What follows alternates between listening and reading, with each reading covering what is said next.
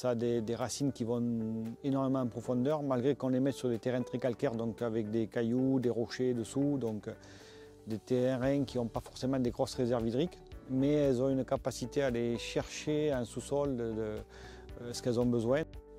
Donc c'est aussi cette capacité qu'a cette plante de résister même les années sèches, quoi, voilà.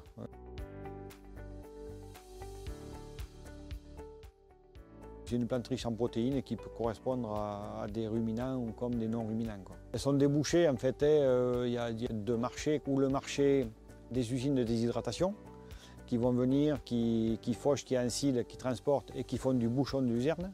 Ou alors après le marché du foin de luzerne, c'est-à-dire que là on fauche, plante entière, on laisse sécher au soleil et on le ramasse en foin.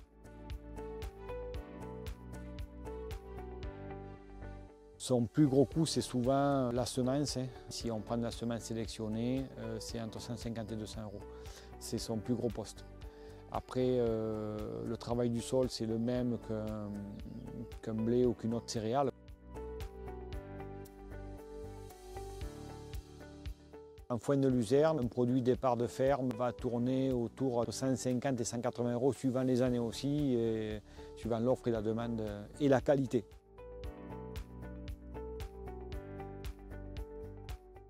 L'idéal, c'est de sortir, voilà, d'écarter la botte et puis de voir si d'abord on retrouve un peu une couleur un peu verdâtre encore, parce qu'elle garde quand même une couleur un peu verte, la luzerne même sèche. Donc on essaie de sortir une tige de la botte, et si on arrive à retrouver à peu près la tige comme elle est là mais sèche, ben c'est qu'on est sur un super produit, quoi. Voilà.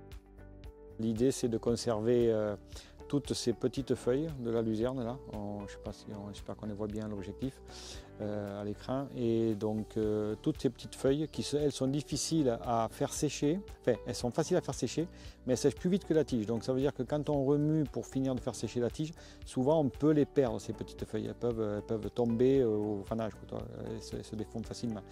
Donc l'idée, c'est de vraiment les conserver accrochées à la tige pour avoir un foin de luzerne vraiment parfait en qualité, c'est-à-dire et la fibre, la tige pour le fibre et toutes les petites feuilles de luzerne pour le maximum de protéines, quoi. Voilà.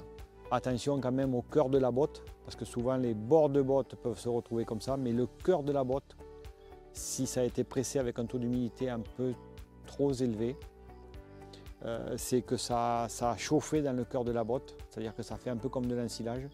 Et là, on peut reperdre en qualité après aussi. C'est aussi la difficulté de faire du foin de luzerne, c'est qu'il faut presser vraiment au bon taux d'humidité pour pas que la botte chauffe. Et il ne faut pas le presser trop sec, parce que si on le presse trop sec, on va faire tomber toutes les petites feuilles.